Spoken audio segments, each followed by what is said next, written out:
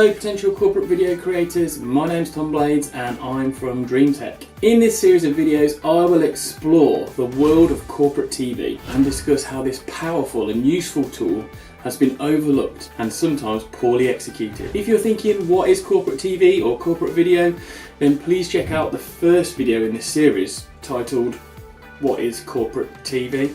Before we start, I bring you some exciting news from us here at DreamTech. This week we have released our new initiative, which is Brand TV. This initiative is to help you and your businesses realise your goal of creating exciting and engaging corporate video. DreamTech can supply the strategy that pulls all of this together, a fully comprehensive rollout plan, talent to turbocharge your business and making this a reality, or we even offer the upskilling of your current team to make sure that they've got all the skills in place to make this a winner.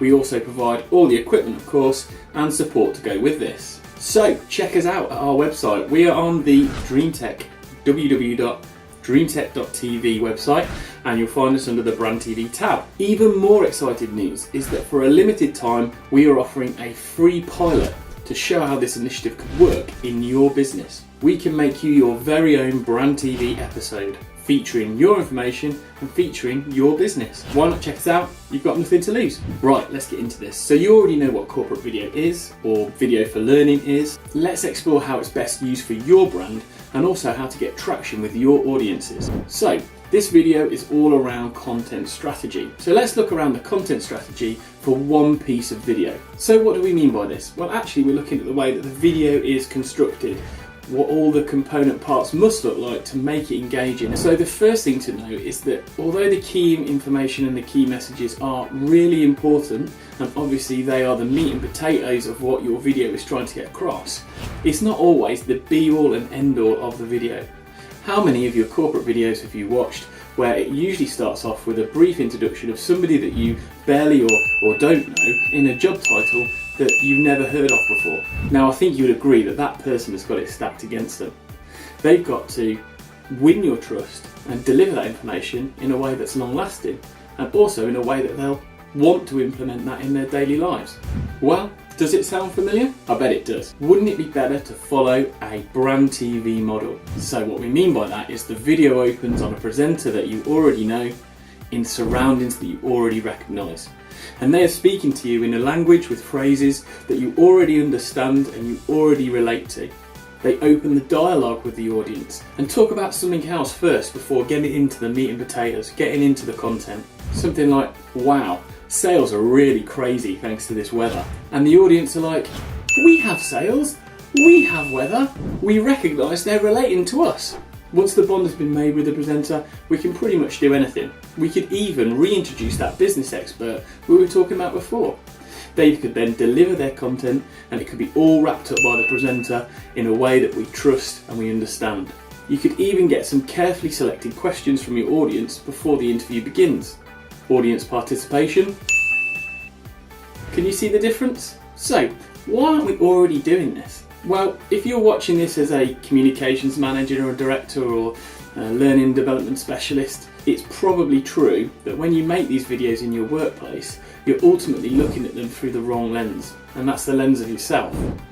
If we take that for a second and think that what you guys are is highly motivated, often very well paid, very passionate about the brand that you work for, interested, engaged in the subject that's being delivered, and most importantly, you can see how making these important changes, the content in these videos, will implement the way that you work and also the profitability and the performance of the business. Let's shift this lens over to somebody that's in your workforce. They're possibly not as well motivated and probably not as well paid. They're often less passionate about the business, and ultimately they can't see the link between making these implemented changes in the content and taking in this information and their business performance and the overall business performance. So interestingly enough, that person is probably more likely to be watching a funny cat video on Facebook or a blog on YouTube, which could be something like a makeup tutorial I talked about in video 1.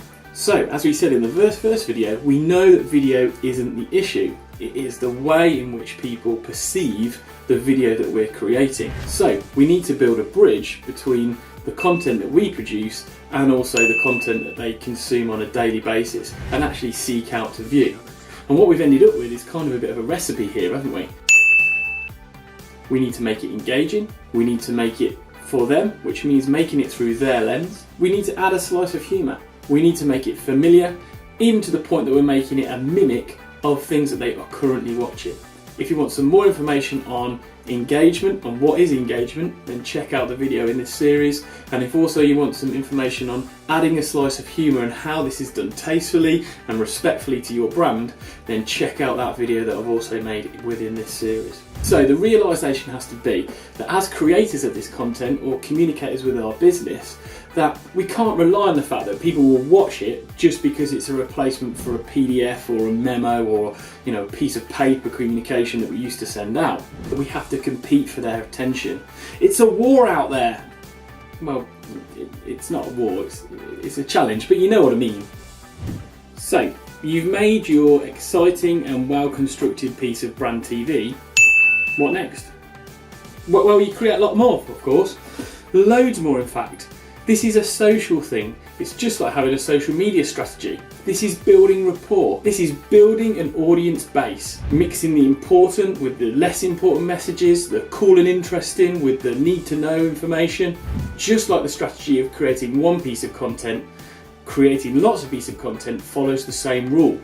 We need to compete with these people that are already out there, the digital influencers, the bloggers, the vloggers, the people on YouTube and the people on social media. Now these can be creating up to 8 pieces of content per week. And we should be doing the same. So, as we mentioned at the start of the film, how can DreamTech help? Well, let's put it really simply.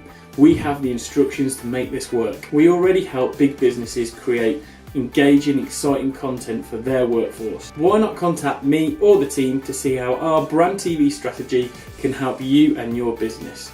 Communications department, learning development department, I'm happy to talk to you and give you some advice and see how we could work together to make this a reality for you. If you like this video from DreamTech, then why not check out the others in the series? Or you could check out our website, dreamtech.tv. DreamTech, over and out.